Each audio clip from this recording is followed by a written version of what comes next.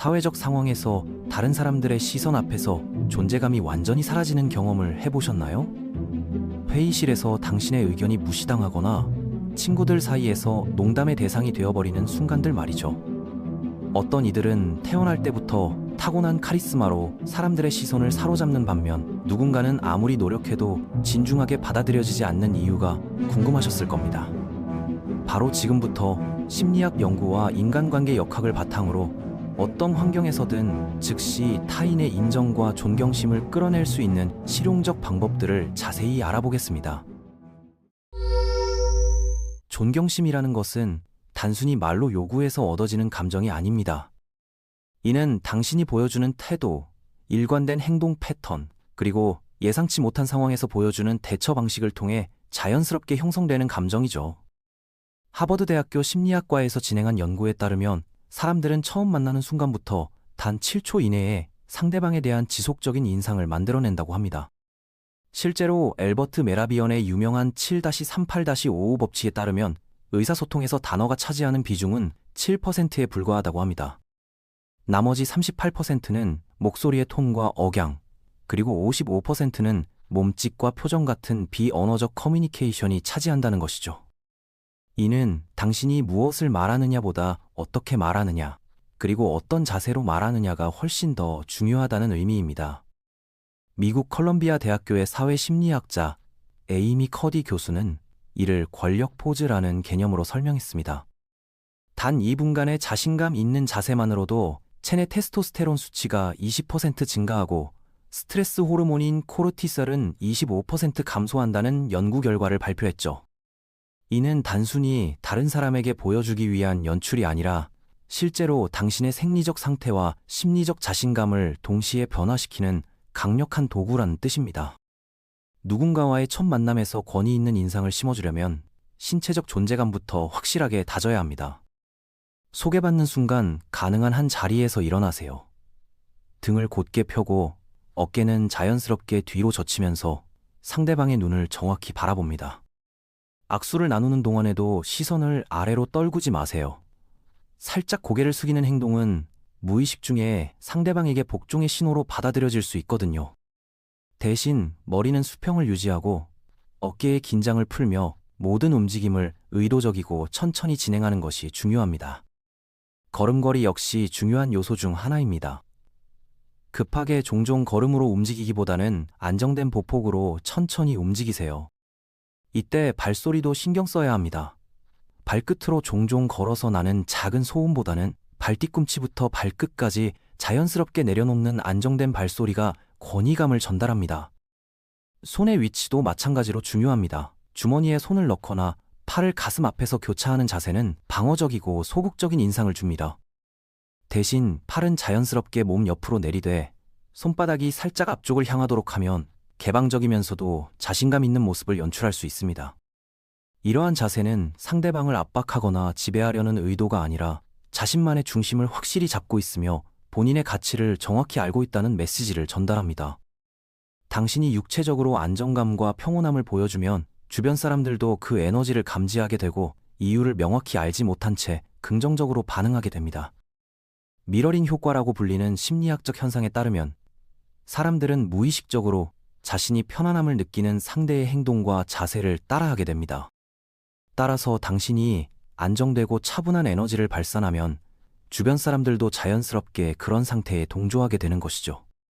첫인상이 얼마나 중요한지 이해했으니 이제 대화 도중 누군가 의도적으로 당신을 방해하거나 무너뜨리려 할 때의 상황을 살펴보겠습니다. 대화 중간에 누군가가 갑자기 끼어들어 말을 자르는 행동은 거의 우연히 발생하지 않습니다.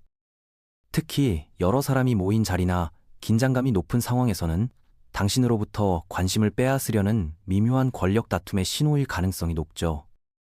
대부분의 사람들은 이런 상황에서 목소리를 더 크게 내거나 조용히 물러나는 선택을 하는데 이 두 방법 모두 상황을 더욱 악화시키는 경우가 많습니다. 목소리를 높이면 감정적으로 통제력을 잃었다는 인상을 주게 되고 조용히 물러나면 상대방의 우위를 인정하는 셈이 되어버립니다. 가장 효과적인 대응 방법은 잠깐 멈추는 것입니다. 이 순간의 정적이야말로 상황을 완전히 뒤바꿀 수 있는 강력한 무기입니다. 방해한 사람 쪽으로 천천히 몸을 돌리고 화가 난 표정이 아닌 차분하고 침착한 얼굴로 그들의 눈을 똑바로 응시하세요. 그리고 그 정적이 몇 초간 지속되도록 허용합니다. 이때 중요한 것은 당황하거나 불편해하지 않는 것입니다. 제가 말을 마저 할 수 있을까요? 또는 지금 하던 이야기를 끝내겠습니다 라고 말하는 것이죠. 이런 접근법은 심리학에서 차분한 방향 전환이라고 불리는 기법으로 방어적 자세나 강압적 태도보다 훨씬 더 강력한 효과를 발휘합니다. 여기서 핵심은 목소리의 톤입니다. 높거나 날카로운 톤이 아닌 낮고 안정된 목소리로 천천히 말해야 합니다. 이는 당신이 감정적으로 흔들리지 않았다는 신호인 동시에 절대 뒤로 물러서지도 않겠다는 의지를 보여주는 행동입니다. 그 조용하면서도 확고한 균형감, 단호하지만 공격적이지 않은 태도는 방해 행위를 한 당사자뿐만 아니라 그 상황을 지켜보던 모든 사람들에게서 존경심을 이끌어냅니다. 사람들은 본능적으로 자신의 입장을 명확하게 표현하면서도 감정적 통제력을 잃지 않는 사람에게 매력을 느끼게 됩니다. 이런 반응은 진화 심리학적으로도 설명이 가능합니다. 위기 상황에서 냉정함을 유지하는 개체가 생존에 더 유리했기 때문에 우리는 그런 특성을 본능적으로 리더십의 자질로 인식하게 된 것이죠. 통제력에 관한 이야기가 나왔으니 이번에는 누군가가 다른 사람들이 보는 앞에서 농담이라는 이름으로 당신을 조롱하려 할 때의 상황을 다뤄보겠습니다. 인류 역사상 가장 오래된 사회적 권력 게임 중 하나가 바로 타인을 깎아내리기 위한 조롱성 농담이죠. 겉으로는 유머로 포장하지만 실제 목적은 사회적 역학관계를 농담을 던진 사람에게 유리하게 바꾸려는 것입니다. 그런 순간에 감정적으로 반응하지 않거나 아무렇지 않은 척 넘어가는 것이 최선이라고 생각하기 쉽지만 더 현명한 접근법이 있습니다. 침묵하며 넘어가는 것은 때로는 상대방에게 더 많은 시도를 하도록 부추기는 결과를 낳을 수 있습니다. 잠시 멈춤 후에 그 사람을 바라보며 차분한 톤으로 죄송하지만 다시 한번 말씀해 주실 수 있나요? 라고 물어보세요. 이 한 문장이 동시에 여러 가지 효과를 만들어냅니다. 우선 당신이 그 발언에 감정적 타격을 받지 않았다는 점을 보여주죠. 두 번째로는 그 사람으로 하여금 놀라움이라는 감정적 요소 없이 모든 사람이 더욱 집중해서 듣는 다른 분위기 속에서 농담을 반복하게 만듭니다.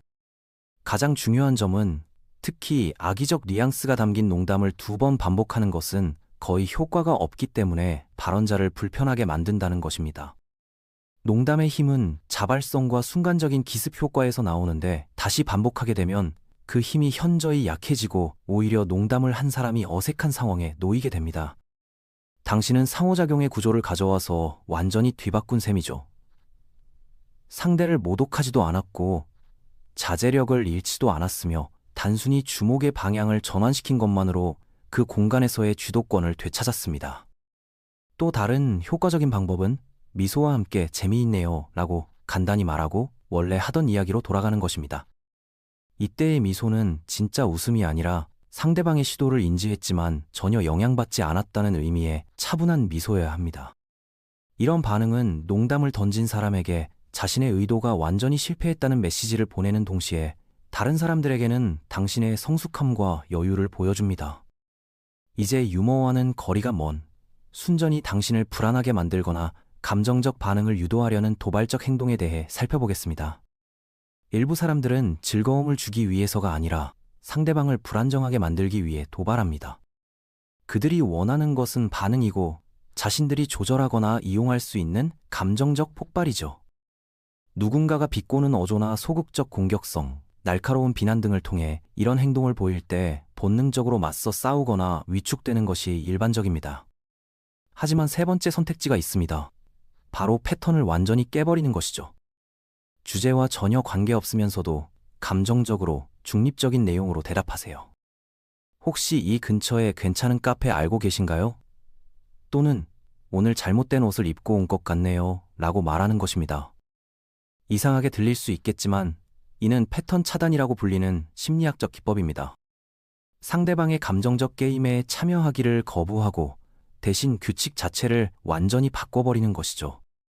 이렇게 하면 기존의 역학관계가 무너지고 공격자는 방향 감각을 잃게 되며 무엇보다 중요한 것은 당신이 감정을 완벽하게 통제하고 있다는 사실을 다른 모든 사람들에게 보여준다는 점입니다.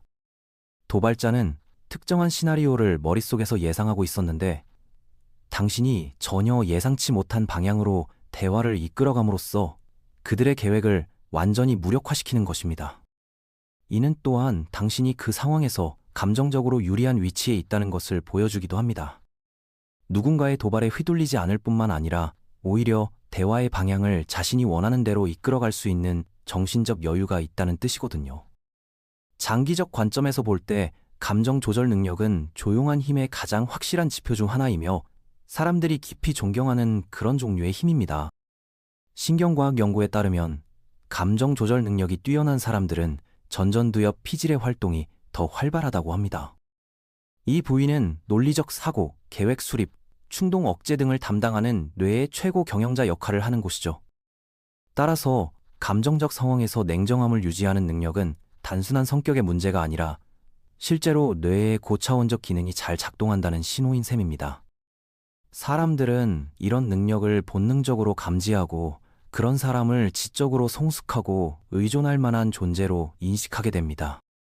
하지만 이 모든 기법들을 사용하기 전에 반드시 기억해야 할 중요한 전제가 있습니다. 진정한 존경심은 타인을 조작하거나 지배하려는 의도에서 나오는 것이 아니라 자신과 타인에 대한 진정한 존중에서 출발한다는 점입니다. 이런 방법들은 당신이 정당한 대우를 받기 위한 도구일 뿐 다른 사람을 깎아내리거나 우위에 서기 위한 수단이 되어서는 안 됩니다. 마지막으로 가장 중요한 원칙을 말씀드리겠습니다. 그 어떤 기법도 상황을 개선할 수 없는 경우들이 존재합니다. 누군가가 당신에게 기본적인 예의조차 보일 생각이 전혀 없을 때 말이죠. 지속적으로 당신을 무시하고 의도적으로 모욕하며 어떤 합리적인 대화도 거부하는 사람들과 마주했을 때 말입니다. 그런 상황에서 당신이 취할 수 있는 가장 강력한 행동은 그 자리를 떠나는 것입니다. 분노나 원한이 아닌 명확한 판단으로 말입니다. 이때 중요한 것은 떠나는 방식입니다. 감정적으로 폭발하며 나가거나 상대방에게 마지막 한마디를 던지고 싶은 유혹을 떨쳐내야 합니다. 대신 조용히, 품위 있게, 그리고 확고한 의지로 그 공간을 벗어나세요. 심리치료사 네드라 글로버 타와브는 경계선은 다른 사람을 바꾸기 위한 것이 아니라 자신의 에너지를 보호하기 위한 것이라고 했습니다. 지속적으로 무시당하는 환경에서 벗어나기로 선택하는 것은 나약함이 아닙니다. 그것은 자존감의 가장 높은 형태입니다. 무례한 환경에서 물러남으로써 당신은 명확한 메시지를 전달합니다. 당신의 존재는 당연한 것이 아니라 특별한 기회라는 것을 말이죠. 이는 또한 자신의 가치를 정확히 알고 있는 사람만이 할 수 있는 행동이기도 합니다. 많은 사람들이 불편한 상황에서도 계속 머물러 있으려고 하는 이유는 거절이나 외로움에 대한 두려움 때문입니다. 하지만 진정으로 자신을 사랑하고 존중하는 사람이라면 자신의 정신적 안녕을 해치는 환경을 과감히 떠날 수 있어야 합니다. 종종 당신의 부재는 어떤 말보다도 더 큰 의미를 전달합니다. 사람들은 당신이 곁에 있을 때는 항상 소중히 여기지 않을 수도 있지만 더 이상 곁에 없을 때는 분명히 알아차리게 됩니다. 이는 손실회피 편향이라는 심리학적 현상과도 관련이 있습니다. 사람들은 무언가를 얻는 기쁨보다 잃는 고통을 더 크게 느끼는 경향이 있어서 당신의 존재를 당연시하던 사람들도 당신이 사라지면 그 빈자리를 절실히 느끼게 되는 것이죠. 존경심은 요구하는 것이 아니라 자세와 평정심, 존재감과 경계선을 통해 다른 사람들에게 가르쳐주는 것입니다. 이 원칙들은 단순한 사회적 전략을 넘어서 자존감의 습관이라고 할 수 있습니다. 이들은 당신이 자신을 어떻게 대하는지 보여줌으로써 다른 사람들이 당신을 대하는 방식을 형성합니다. 자존감이 높은 사람의 행동 패턴을 지속적으로 보여주면 주변 사람들도 자연스럽게 당신을 그런 존재로 인식하고 대하게 됩니다. 명확한 태도로 어떤 공간에 들어가고 차분하면서도 권위 있는 자세로 자신의 입장을 지키며 당신의 가치를 인정하지 않는 게임에서는 과감히 손을 떠는 사람이 되면 사람들이 본능적으로 존경하게 되는 인물이 될 수 있습니다. 기억하세요. 존경심은 하루아침에 만들어지는 것이 아니라 일관된 행동과 태도를 통해 쌓아가는 것입니다. 오늘부터 이런 원칙들을 실생활에 적용해 보세요. 처음에는 어색할 수 있지만 점차 자연스러운 습관이 되어 당신만의 강력한 존재감을 만들어낼 것입니다.